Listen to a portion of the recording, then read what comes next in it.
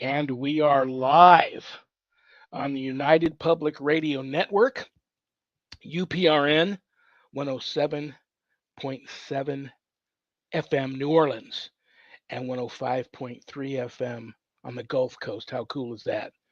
And we are being live streamed wherever podcasts live, including my YouTube channel. So go there and subscribe. To all those above me that watch over me, to all of you, my fave parapeeps, fellow experiencers, and brothers and sisters in Christ, welcome. This is Father Shawn's Paranormal Ministry. I'm your host, Father Shawn Whittington. I'm an ordained Catholic priest with the United States Old Catholic Church. I am a fully professed brother and abbot for the Old Catholic Benedictines of Immaculate Mary, team member with Society of St. Benedict, and co-founder GhostBeGone.biz. And yes, I'm that guy on Eli Roth Presents The Legion of Exorcists, which premiered on Travel Channel, but is still currently streaming and doing quite well on HBO Max. So check it out if you get a chance. If there's anything you want to know about my wife and I and our ministry work, go to our website, www.ghost-b-gone.biz. If you go there to visit, there's a lot of cool things to see. Both my books are there. You can get them a little less expensive on Amazon, and they also come in an audio version. But if you buy them off of the website, they leave my office here. I autograph them. They arrive to you in a beautiful, my new deluxe house blessing kit. And you never know when one of those is going to come in handy. And the other beautiful thing about getting them off of the website is part of the proceeds of every sale of every copy of my books goes to support St. Jude and the ASPCA. How cool is that? You get to help some of the neediest children on the planet and the animals too. That's a wonderful thing. My online course is there if you're interested in enrolling in that, Introduction to Spiritual Warfare. All my students that graduate get a stunning diploma, certificate of completion, suited for framing, along with some other very special blessed gifts that you can only get from yours truly. There's also a place on the website where you can make an appointment to speak with me about your spiritual issues. So that's my song and dance, and I'm sticking to it. Most importantly, brothers and sisters, keep in mind if you're there visiting on the website, my wife and I don't charge for our ministry work, helping people with their paranormal issues. So if you notice the donate button and you're able to do so, and trust me, I know times are tough, but if you're able to send my ministry in a small donation, I promise you it'll be appreciated from the bottom of our hearts. And trust me, we'll put it to good use. Okay, we have a great show today. You all already know that because I'm getting last second private messages with questions for today's guest coming in right before we go live. So it's going to be a great show. You guys already know that. That's why you tuned in. I'm so happy to get a chance to finally meet him in person, if you can call this in person, and get to talk to him. He's a very interesting person. Got a lot going on. You guys are going to love him. And I owe it all to my awesome co-host who made this all possible to bring our guest on today. Having said that, it's time to bring her on. I've known her forever. I love her and respect her. She's a lifelong paranormal experiencer. She's the owner of Stellium Books, my publisher. Please welcome to the show, Annette Munich. Hello, Father Shawn. Hi, everybody. I'm so happy to be here today. I'm very excited about our guest. I think that a lot of people are going to really like what he has to say and enjoy the conversation. And just hello to all of our listeners in New Orleans and in the Gulf Coast. Welcome, welcome. Very, very cool. I'm so happy you're here too, and thank you for making this all possible because I haven't got around to inviting our guest on yet, and you guys know one another, and you invited him on, and he so graciously accepted. So there you go. I'm excited too. Before we bring him on, he's in the green room. Before we bring him on, is there any announcements you'd like to make to the masses? Are you and I still on somewhat of good progress on maybe being able to make a big announcement on? I'm going to send you 2 more emails about it this weekend. Okay, very, very cool. So We're moving. We're chugging along. hopefully Annette and I will have the huge announcement to make in 2 weeks on our next First Fridays with Father Shawn and Annette. And that will which be, is which is also going to be your 10-year anniversary. oh, that's right, my 10-year anniversary of the show. Can you believe it?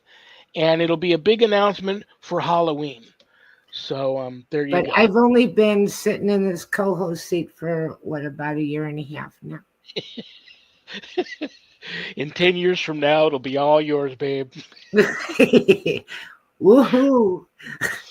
Well, I'm ready to bring on our guest. Are you? Yes, absolutely. Okay, guys, all I can tell you about this guy is he's just, I don't know him that well, but he seems to be really, really cool.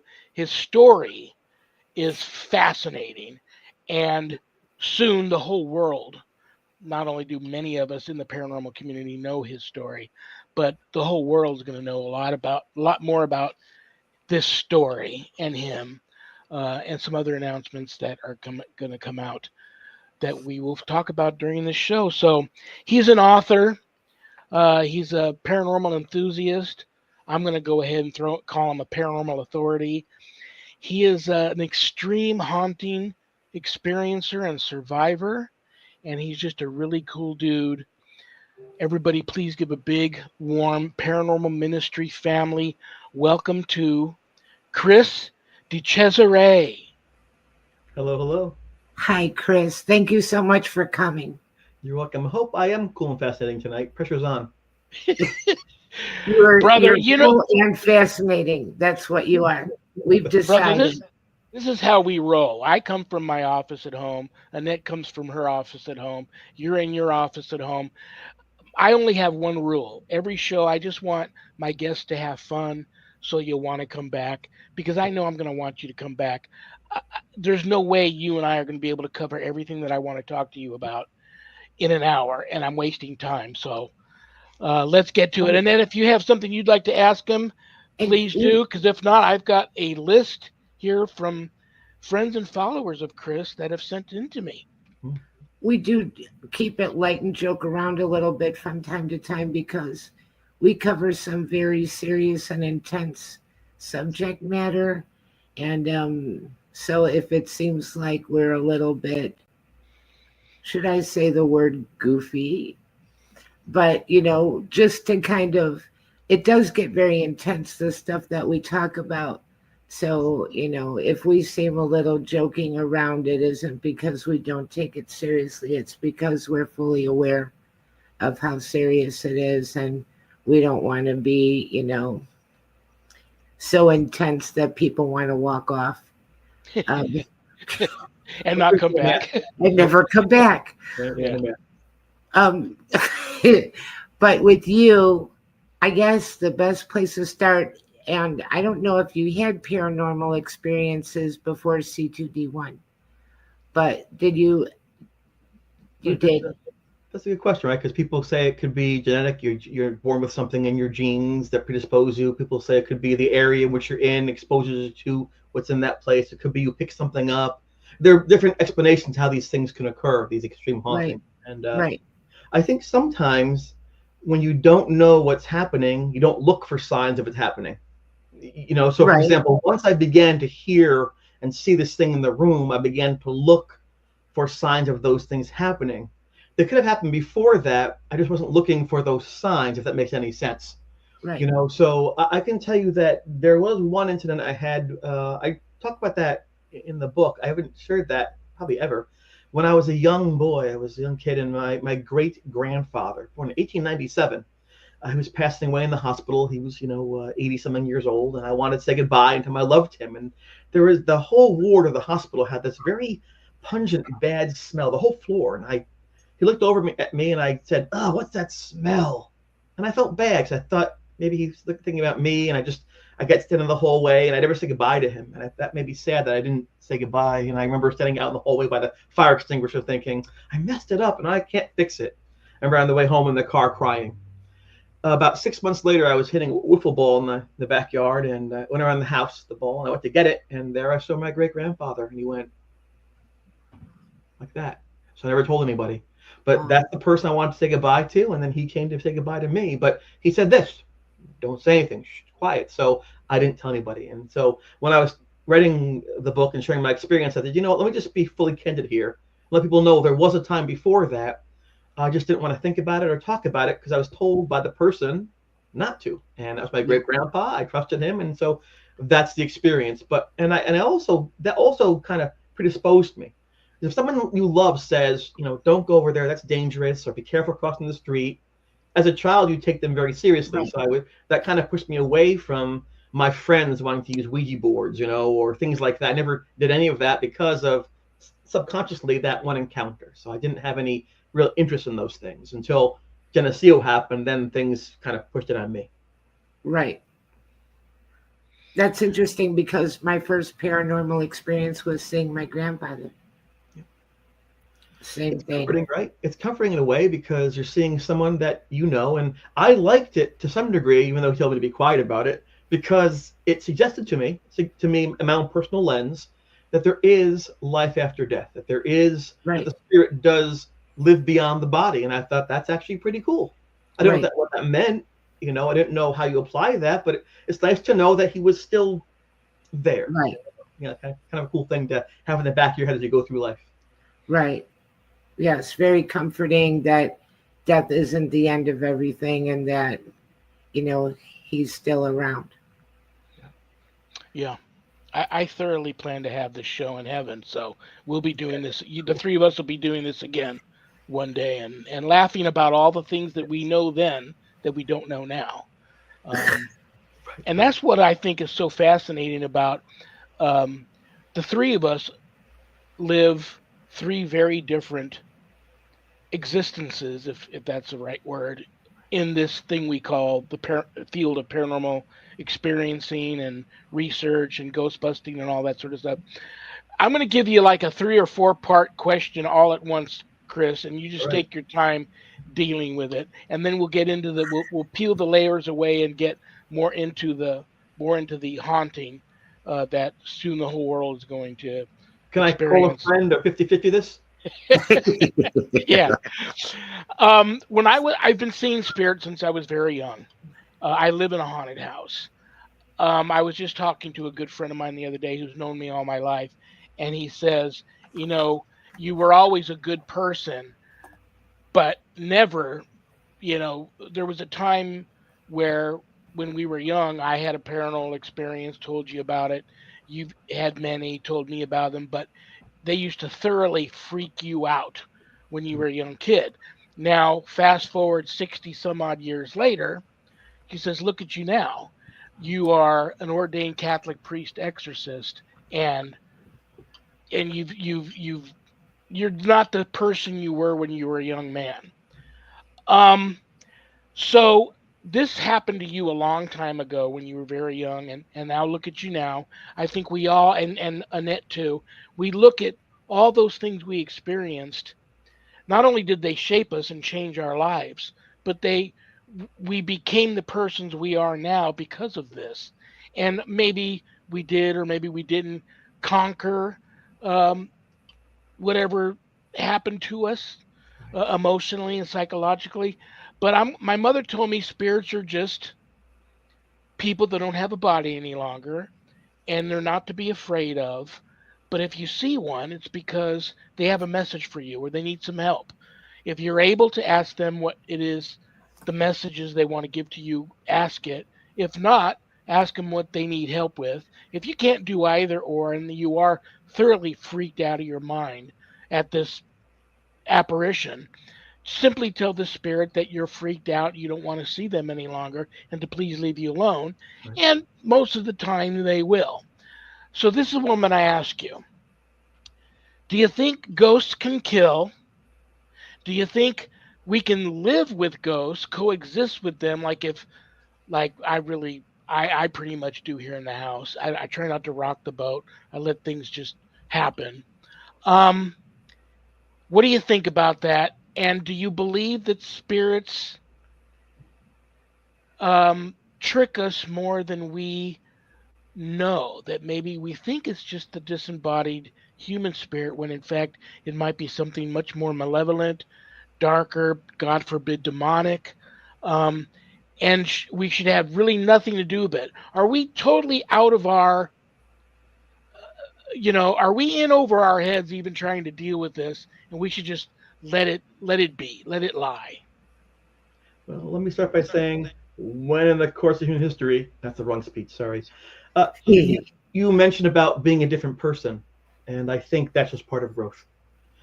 When my suite mate at Geneseo in Erie Hall, J. Jeff Unger, I called him Jeff, convinced me to go see Ed and Lorraine Warren speak at the college. And actually, Jeff is in the chat room. Hello, Jeff. I remember saying to him, I could never do that. I could never get on a stage in front of all these people and talk about ghosts, things that really can't prove existed. You really can't see them, feel them, hear them, touch them, measure them. It's too big of a risk for your career, for reputation. And then here I am doing just exactly that. So I think your friend was insightful to say that you've changed, but I think that's just part of the human growth experience. And sometimes the fears we have are our consciousness telling us, watch out for this, because it might actually happen to you. Be ready. I think you're predisposed to those fears and notions. In terms of ghost killing, unfortunately, I have witnessed, experienced people die because of ghost activity.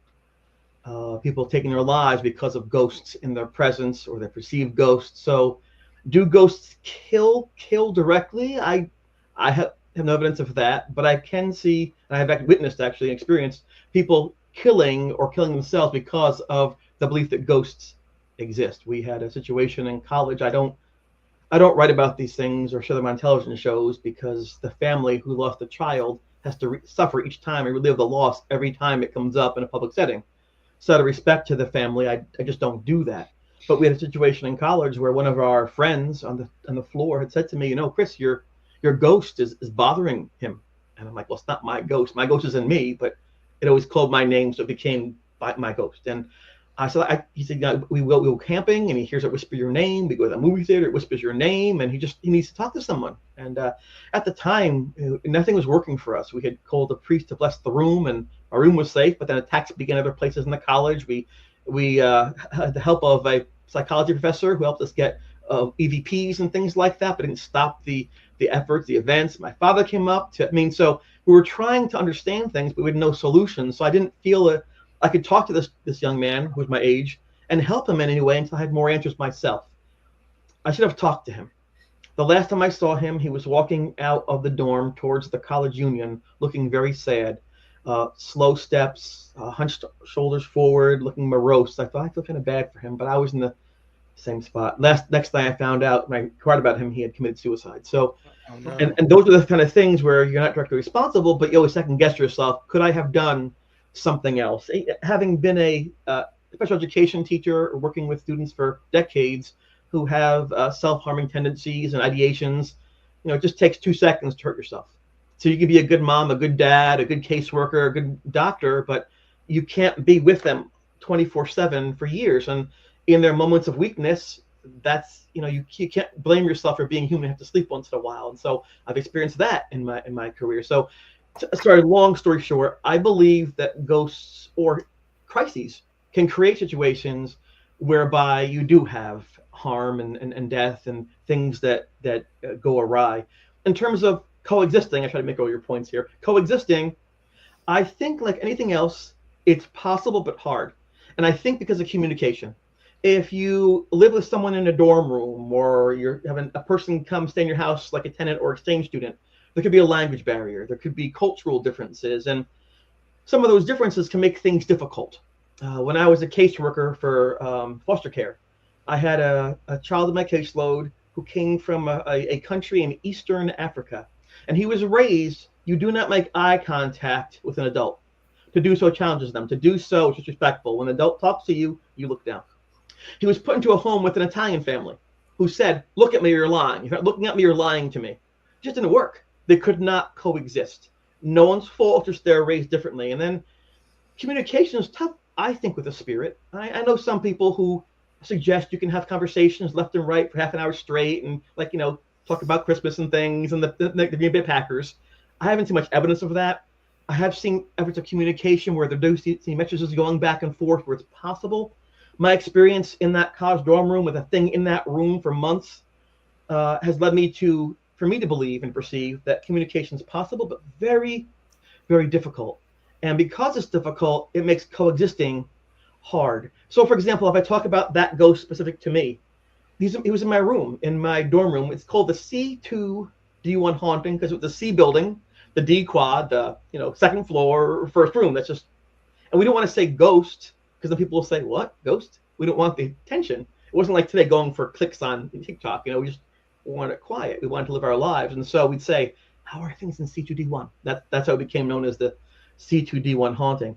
And I would be sleeping and I'd look up and open my eyes, his face would be right in front of my face, looking at me like from inches away.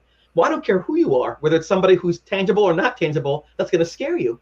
If you, God forbid, wake up tonight and some stranger's in your house looking over you as you sleep, you will never forget that. If Right. the person flees, even if he's arrested or she's arrested, you're going to lock your doors twice, lock your windows twice, because you can't risk that exposure that again. And so for me, it was very hard to coexist with this spirit, this ghost, because I didn't understand what it was trying to do. It was very touchy. It would always touch my feet when I'm sleeping, my legs. It would stare at me. I felt like I was, as Ed Warren would say, I was being oppressed by its presence. And at the time of the haunting, I think most of us felt it was evil, that it had malintentions, and certainly the Linda being held down in her bed and Beth being knocked unconscious, me being cut across my back and being found on the bathroom floor bloody. All those things didn't help, obviously, that discussion. Looking back these decades, I realized that even good people make mistakes. Your cat or dog, a member of your family, they can still scratch at you or step at you if they're hurt or injured or scared. That can still happen. And I think looking back, this spirit was scared, was desperate. And I think that in myself and my friends, it found somebody or some people to talk to communicate, to find help. And we pushed it away by calling the priest, bless the room, by pushing it out, by avoiding, by evading. I think it became even more desperate. So I think that's why the negative things, looking back, rationalizing, occurred. And then finally, you're talking about ghosts and their nature. I don't have a typical faith. I'm denied that. You see, you of course understand this, I'm sure you do too, and that faith is seeing, believing without seeing. I don't have to see. I believe in my heart that it's true. I trust the Lord. I trust you. Falling in love is trust. Falling in love is faith. I hope you're faithful to me, that we'll love each other, that this lasts. Because if it doesn't last, you're really hurt badly, right, when the relationship goes sour. So I think that it involves a lens. So I would have told you years ago that ghost was evil. Today I say no, it wasn't evil. And I think I didn't see heaven as being harps and cherubs. I didn't see that the Van Halen cover from 1984, David LaRoth. I didn't see a smoking angel with little wings, like in harps. That wasn't the heaven that I saw, if that's what I was seeing. Even though I saw what I assumed to be or figured to be life after death. It seemed almost like fear extended. And so I thought to myself, well, that's interesting, because if an aspect of the person survives the body, that means everything the person learned and experienced is probably still part of them. And I think that as human beings, it's probably flawed, right? So it wouldn't surprise me if in the process of going to heaven or finding rest, you work through these things in a period of time. So I don't think I have faith. I've seen life after death. I don't have to believe it's there because I've seen it. That makes me sad. But I have faith in people and God. I have faith in hope and humanity. It's just, oddly, I don't have the standard faith people have because I don't really have to. That's always bothered me. Sorry, that's too much. I just wanted to. No, that was wonderful. I was just about to tell you your story is so amazing, and I wanted to ask you. You began to almost sound like you were in a tunnel, and I don't know Yeah. if ghosts still follow you, and you tend to have. They do it here all the time. If you tend to have them mess with video or audio when you're trying to conduct interviews, but perhaps maybe you leaned a little bit too far back from the mic. I wasn't sure, but I started to get, and it might even be just me, Yeah. but you almost started to sound like you were tunneling. Am I the only one experiencing that? Note to self: special effect free of charge. um, what I will say is everybody. I don't judge anybody. I respect everybody's opinion and belief system and where their comfort level with this stuff. Two things were real big eye openers to me here in recent years, or even over many years. First off, for many years growing up in the teenage area, I never told anybody of my fascination of the paranormal and I saw spirits because I didn't want people thinking I was weirder than they already thought I was. And when you're young, you want friends, you want to Yeah. be popular. Um, but when my wife got cancer, and God bless, she's still here with us.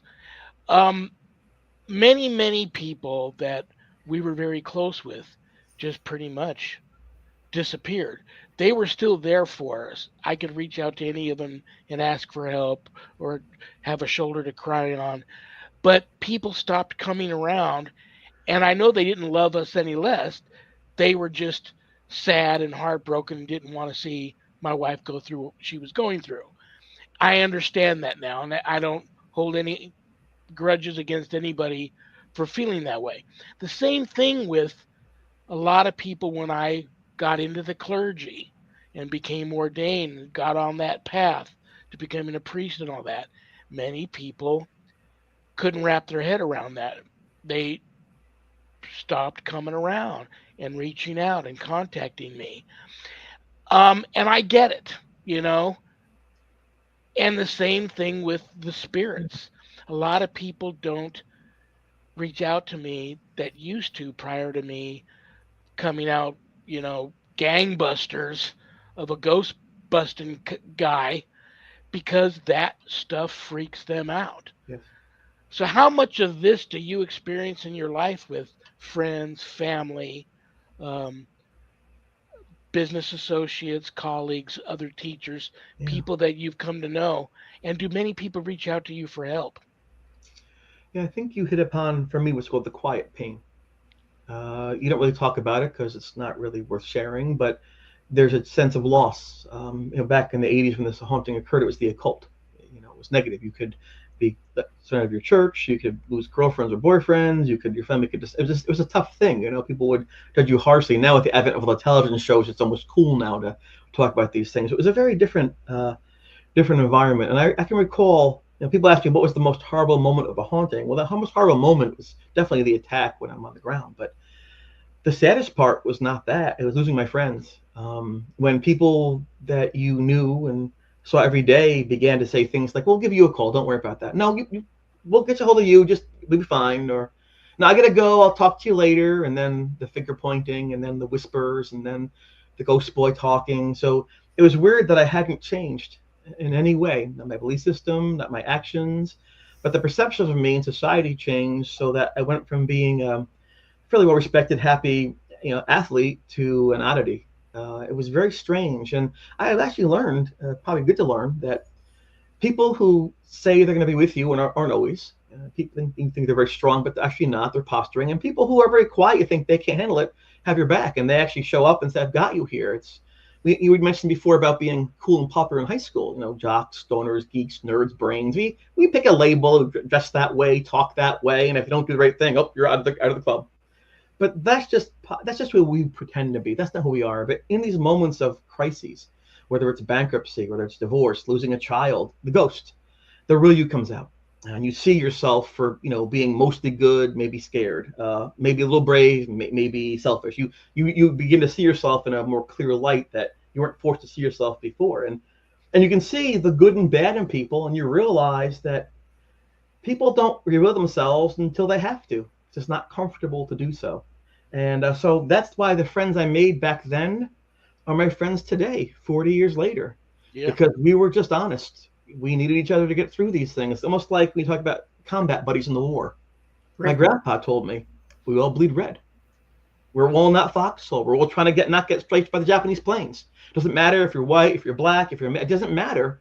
We're all here trying to survive. And I think my friends and I, all of us, we have that sense of camaraderie that supersedes age and religion and location and demographics and culture. So there are good things that can come from that. I did not want to talk about this haunting.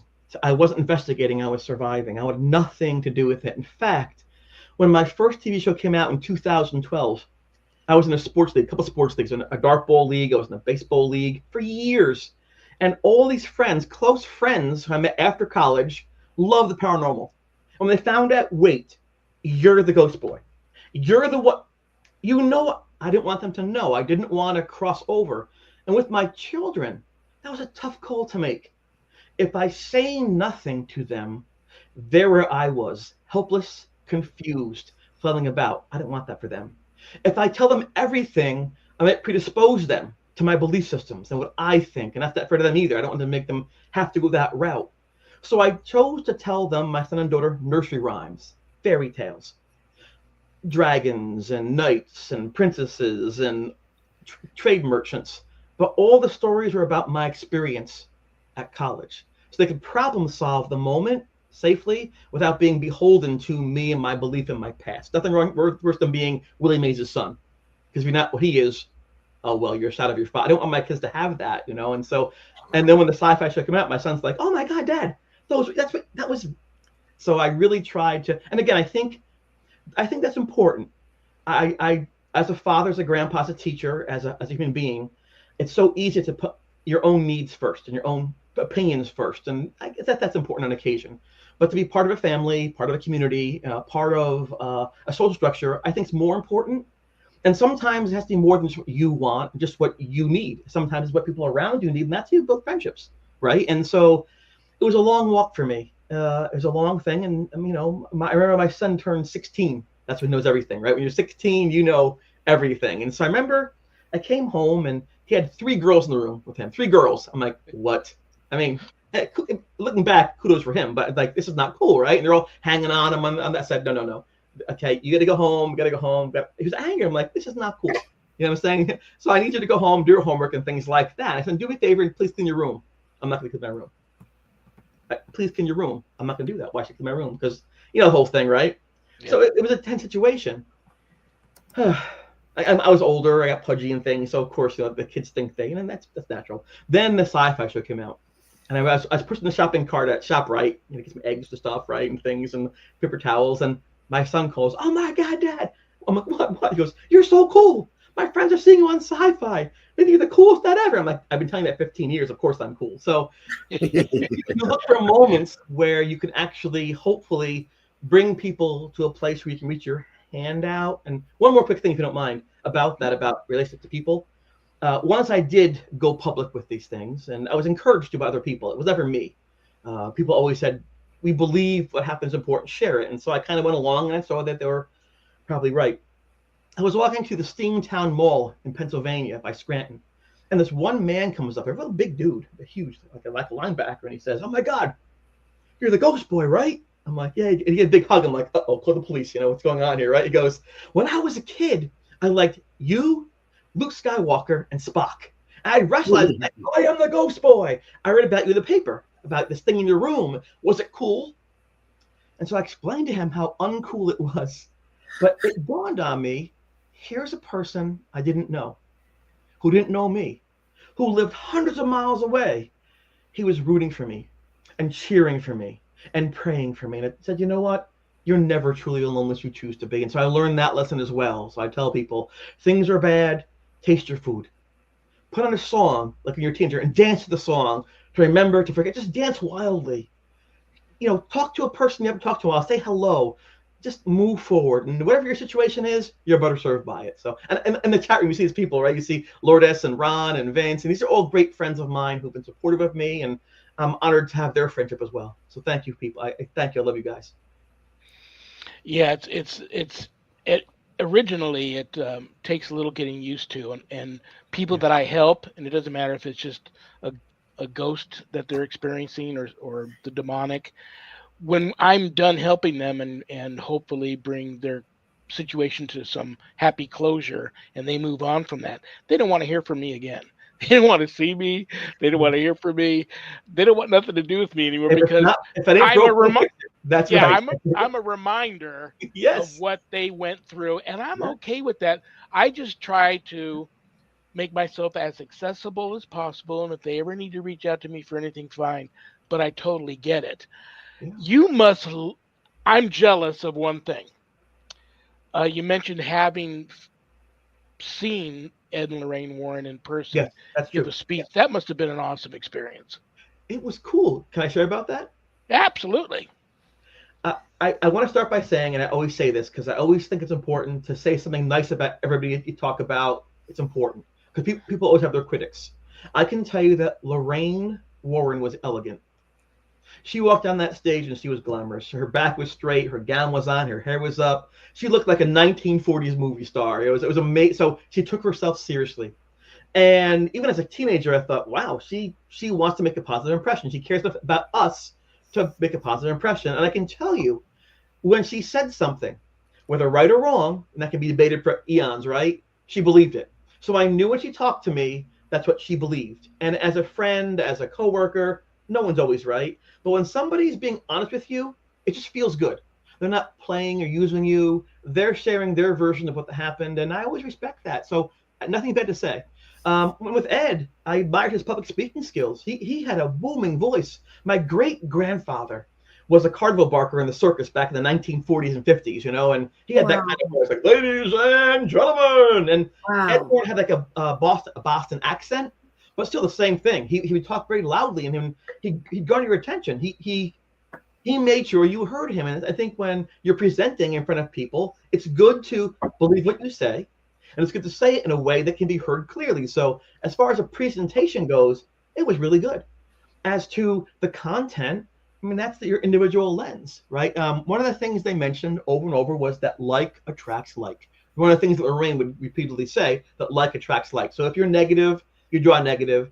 If you're positive, you draw positive into your life. And of course, me at a science background, wait a second, the like pulls by magnet repel. That can't be possibly true. So I was always looking for ways not to buy into what they were saying because I feared accepting those things. Going back to my child experience, I didn't want to go back there, so I kept on finding ways to not invest in what they were saying, even though my mind was saying she might be right. So it was a very interesting thing at the and I think that was the day before Lorraine turned 39, I think. So it's been a while. But after they were done speaking, my friend Jeff, who had taken me there, said we should go say hello to them. And Jeff wanted to ask them a question and things. So we walked up to the stage. And when I got there, Lorraine said, "I don't want to shake your hand. I don't know my future." And then Ed kind of pushed me off the stage. So that was kind of embarrassing. So I was a little upset for a while. Then years later, I met Judy Spear, their daughter, at one of the places I was talking at. And she said to me, "Oh my gosh, you're the ghost boy. My mom loved you." I'm like, "No, that was somebody else. Let me tell you what happened with your mom and dad." Then she explained to me because she didn't want to go to the event. They scared her. As a young girl, she didn't want to hear about ghosts. She would stay in the car and do word searches and things like that. And she said, "No, my mom came back and this young kid, he had this huge aura, and he could like block me. He was like reading my aura. He was reading me. I couldn't have that happen because they were paying us to do these things. So Ed had to remove me so she could do what she's paid to do, is read and to glean things. So it wasn't at all personal. But as a teenager, like, oh, I got touched on the stage by the famous people in front of all my friends. That is not cool. So years and years later, things resolve themselves, and so that's kind of interesting, right? That's And cool. I know that some of the books they wrote people question the accuracy of those books or the movies and things like that, and I can share my own experience that sometimes producers and directors take the wrong way. They want to have an interesting experience, and there's sometimes what's that called? Creative liberty.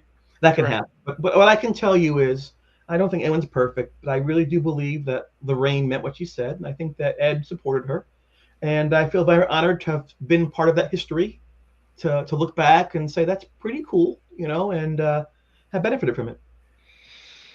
Well, before I have you break the big news to everybody, you got two big news events to break. I'm going to go ahead and just throw this out there, and I'm going to include you both in on this. Anybody out there listening or watching the show that is experiencing anything of a paranormal nature, regardless of what it may be, don't act like an ostrich and stick your head in the sand and think if you just ignore it, it's going to go away, because it won't. And if you need help, you could reach out to any of us. You could reach out to Chris, Annette, or myself and ask for help. or anybody in your area that you trust that does what we do and ask for help. That's what we're all here for. It just happens to me. I don't know one person in this field. Me personally, there probably are, but I personally don't know one person in this field that isn't ready to help somebody if somebody is being terrorized by something that they just don't can't wrap their head around of a paranormal nature that would just shut the door on them and say no, that's not my thing. They at the very least will try and find somebody that can help them. So don't ignore it, reach out, and I think I speak for the two of you that you guys wouldn't turn your back on somebody if they reached out to you for help. Having said that, we've got two big announcements in the under 10 minutes I have left of you, Chris. Whichever one you want to make the announcement for Sure. first, you've got the floor. Okay. Well, first of all, the rash is almost gone. There is okay, just kidding. I'm very. I found myself in a good spot. I was diagnosed with cancer in June, and went through the radiation treatment in Sloan Kettering. I was declared cancer free in July, so I'm very happy to be here and to be able to celebrate and share with everyone out Thank there. you, Jesus, for that. Yes, absolutely, Yes. absolutely. Absolutely.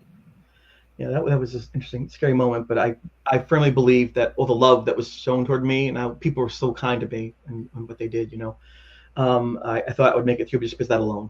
And I think that prayer does make a difference, and that energy can be positive. And I think it's beautiful. People love me enough for whatever reason to help me. So thank you to everyone out there who gave a thought my way, even though I probably didn't deserve it. There are people more deserving, but I accept it. And thank you for your grace.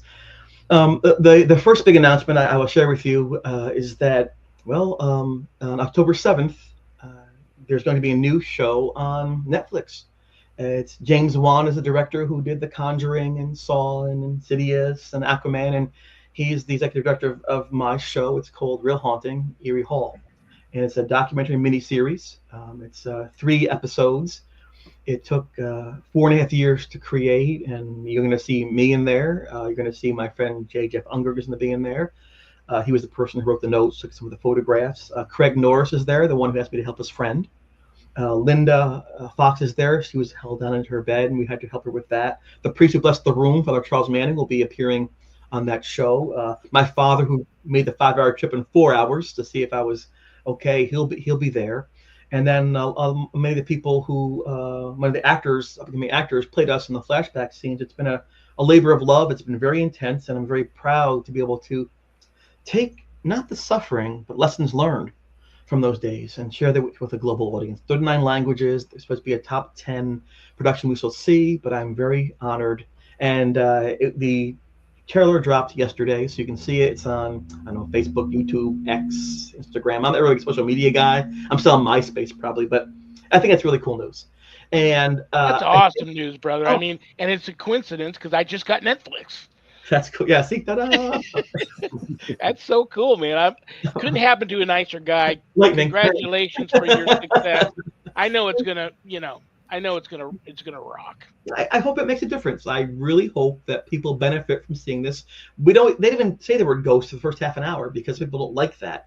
Instead, they take each person's life story going to the college room, where they came from, how they got there. At the end of episode 1, then they introduce me as the ghost boy, like, who's this person? And then it goes from there. So I think by the time that happens, they're brought into something's happening. Is it a frat joke? Is it mass hysteria? Is it SAD? Is it hallucinations? Is it drugs? Is it gas leak? So by that time, they're invested enough to see what those conclusions would be. So very honored, very honored.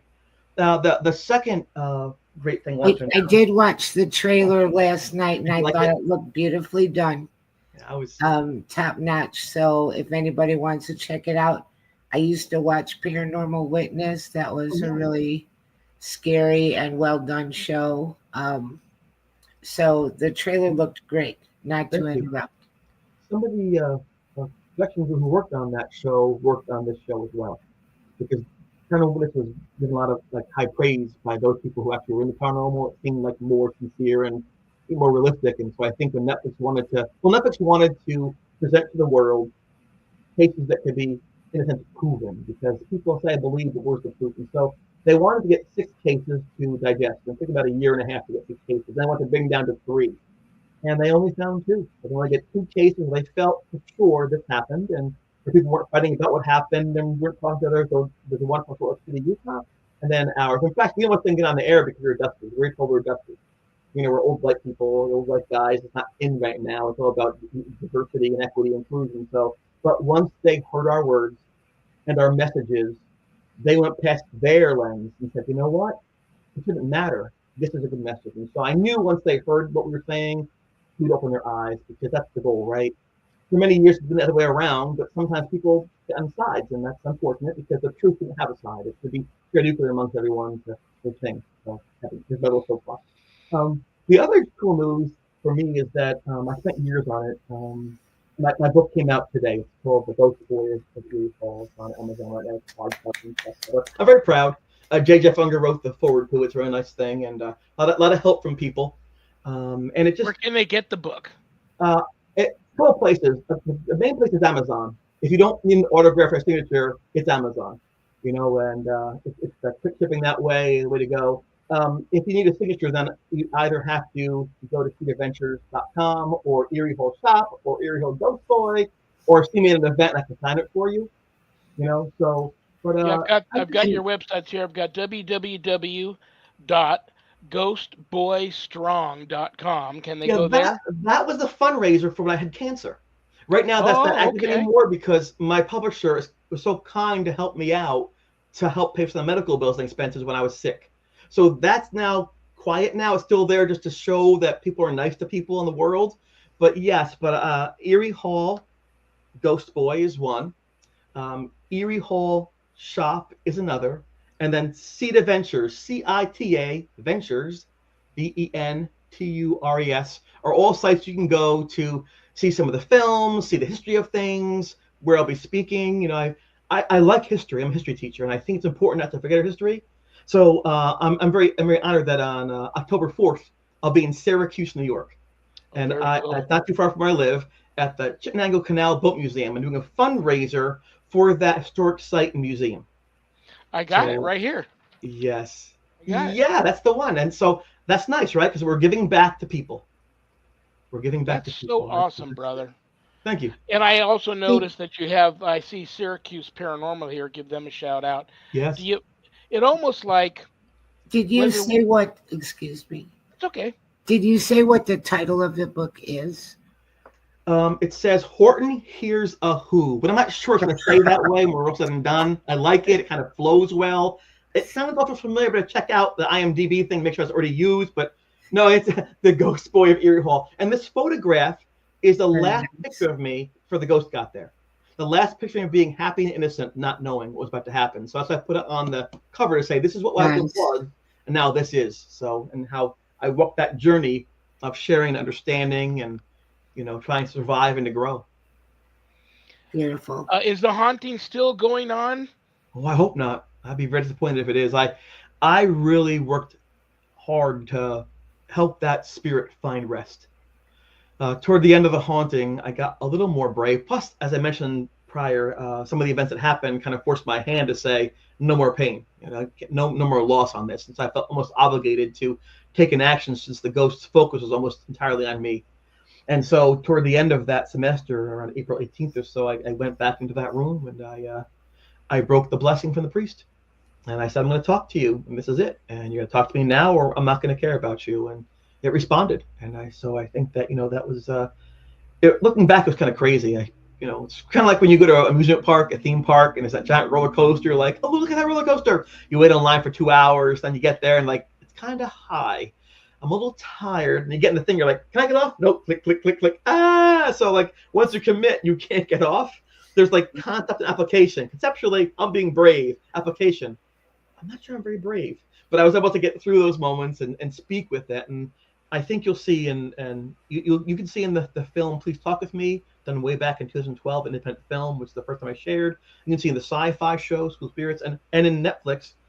And in the book, you can see how I talked to this spirit, how I tried to, even though I was angry at it and I was hurt and frustrated, I tried to still look for its humanity and try to find some connection in order to ease what it apparently, but I saw obviously as being pain that it was racked with. And so I was lucky that I had the insight, the blessing, the grace to see its pain over my hate or anger. So I'm very fortunate as a teenager to be able to do that, which there's no guarantee that would have happened back then. That's very mature for a teenager. Especially me around naked half the time. Yeah, no one would believe they could be that mature. But in that moment when it counted, that one brief shining moment, I was mature. Let me ask you this before we've got a few minutes left before I've got to kick you out of here. I'm going to get you to commit now before you become a bigger star than you already are, that you had fun and you'll come back. The party of the first does hereafter the party of the second do hereby swear upon. I'm sorry, what are you saying? Yeah. Oh no, this is not for you. It's for somebody like you. But not. I'll be back. You invite me back. We'll talk. Nice to meet you. You're very nice people. I thank you for taking the time to speak with me.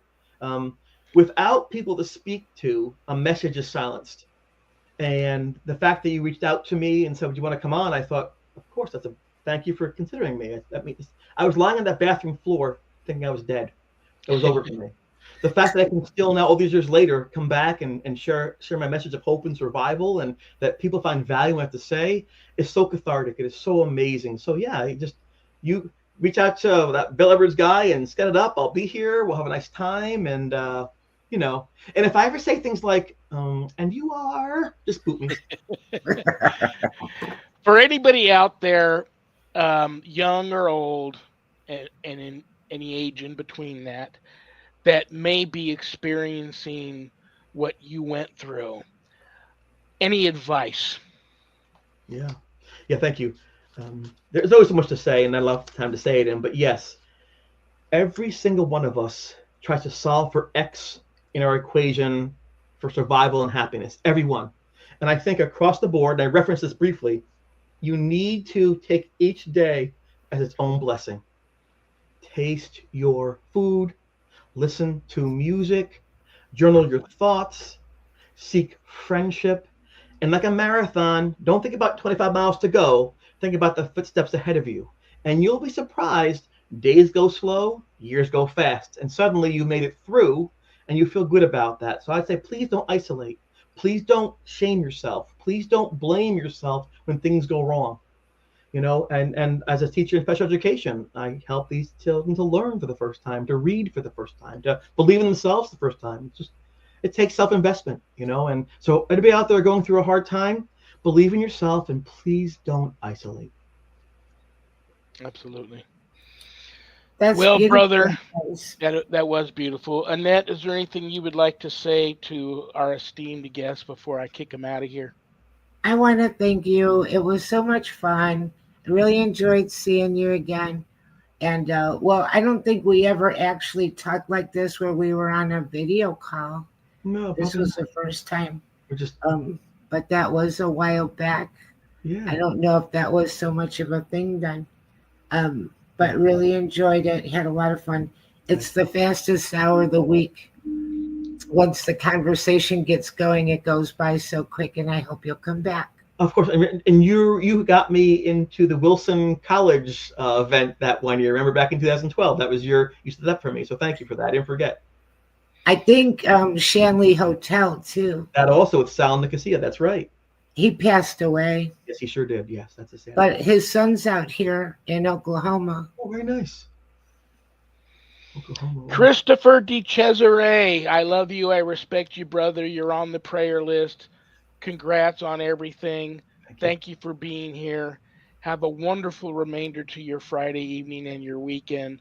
God bless you, brother. I'll talk to you soon. Thank you. Thank you. Take care, brother. Thank you. Great guest, huh? How fun was that? How interesting. Yeah. I mean, absolutely. And he's so well spoken. I'll see you next Friday. Guess what next Friday is? What is next Friday? Happy Medium Monthly with Susan Ahern. It's already the last Friday of the month. Yep. Friday, September 26th. And then the following Friday after that, October 3rd, is our next first Friday with Father Shawn and Annette and that's our 10-year anniversary. I'll be giving Beautiful. away a deluxe, my new deluxe house blessing kit.